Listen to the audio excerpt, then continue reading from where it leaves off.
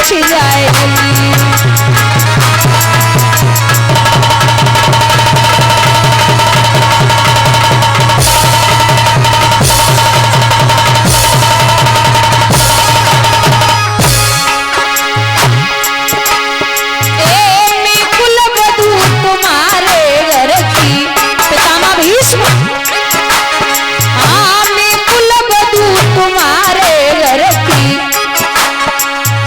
हसीन करवाओ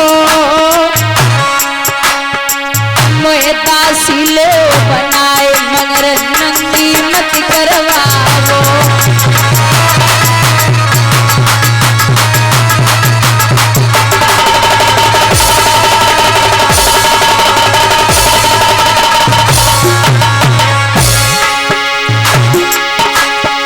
मोहे दासिल बनाए मगर नंदी मत करवाओ।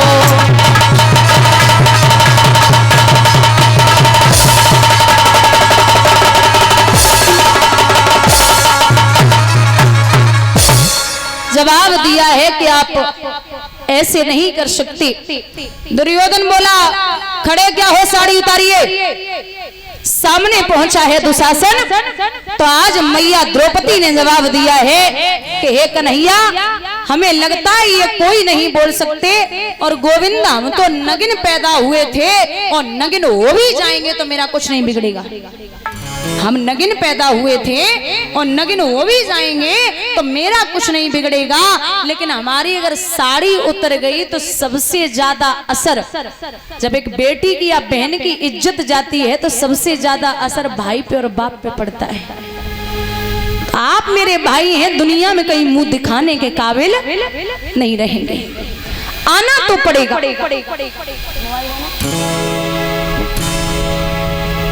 जब रोई है बहन द्रौपदी तो जवाब दियो है। कृष्ण वहां बैठे बैठे द्वारिका नगरी में पीठ फेर के रो रहे थे। रुक्मिणी भोजन लेके पहुंची। क्या बात है कन्हैया, आप आज स्वस्थ हैं? उदासी है चेहरे पे? बोले हाँ। कारण ये है देवी कि आज हमारी बहन पे बड़ो संकट है, तो यहाँ क्यों बैठे हैं, आप जाइए।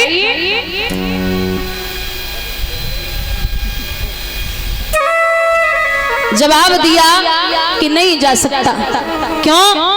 अभी उसने अपनी साड़ी को पकड़ रखा है, और जब तक साड़ी पकड़े रहेगी मैं जाने वाला नहीं हूं। इसकी जब सामर्थ्य खत्म होगी, जब इसके दोनों पर थक जाएंगे, तब मैं तुरंत पहुंच जाऊंगा। द्रौपदी ने रोई की एक आवाज लगाई है, कन्हैया एक बात बोलनी है। क्या? आपको शायद याद न हो तो मैं बता दूं। एक समय की बात है जिस समय आपकी उंगली कटी थी, आपकी 1000 पटरानियां कपड़ा और पट्टी लेने के लिए भागी थी, लेकिन गोविंद हमने नई साड़ी को फाड़ करके आपकी उंगली में बांध दिया था। उस साड़ी का ही बदला दे जाइए, कृष्ण आना तो पड़ेगा। जब बहना रोई है, दुशासन साड़ी खींच रहा है, तो रोई के द्रौपदी ने एक बात कही, वीरन तुम्हें शायद पता नहीं है कि अगर हमारी लाज गई तो आप जीवन में कभी मुंह नहीं दिखा पाएंगे। खींचे खींचे रे दुशासन मेरो चीर, अरे सुन बनवारी।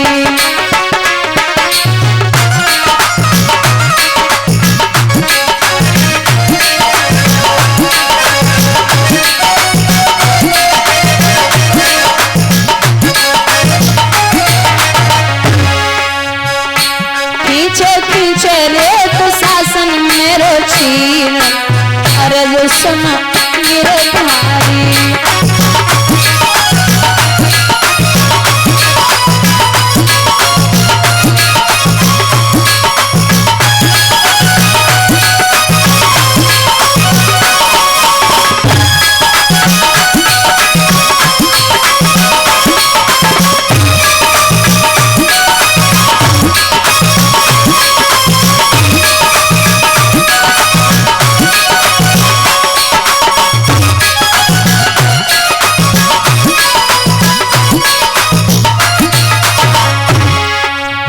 हसनापुर में जाके देखो बैठ गए गई बारी।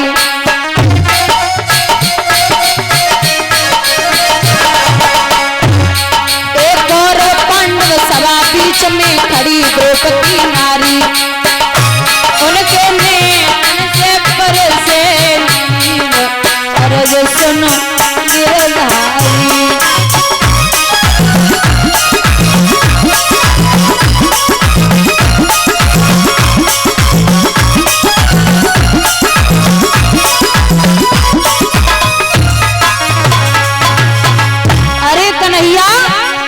किसके सामने हाथ फैलाए? ए पांचों पांडव ऐसे बैठे जैसे अबला नारी।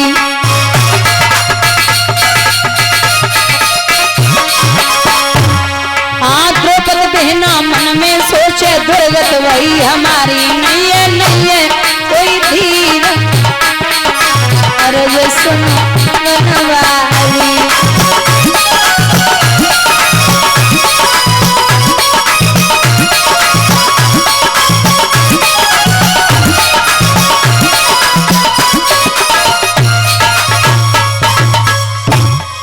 आवाज लगाई, दोनों हाथ ऊपर उठाए द्रौपदी ने और जवाब दिया, कृष्ण अब हमें कोई संकोच नहीं, अगर आना है तो आ जाइए, वरना आज हमारी लाज जा रही है। जैसे ही हाथ उठाई है महाराज भागे हैं कृष्ण, नंगे पाए नोधाए मुरारी, लीला सब दिखलाए डाली, और भरी सभा के बीच प्रभु ने साड़ी तुरंत बढ़ाई डाली।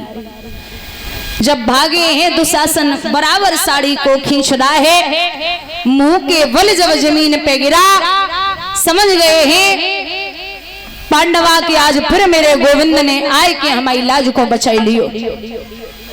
क्योंकि भगवान धर्म का साथ इसलिए देते थे, भगवान पांडवों का साथ इसलिए देते थे क्योंकि पांडव कभी धर्म के विरुद्ध नहीं गए। बाकी भगवान का पूरे महाभारत में एक काम के अलावा भगवान ने दूसरा काम नहीं किया।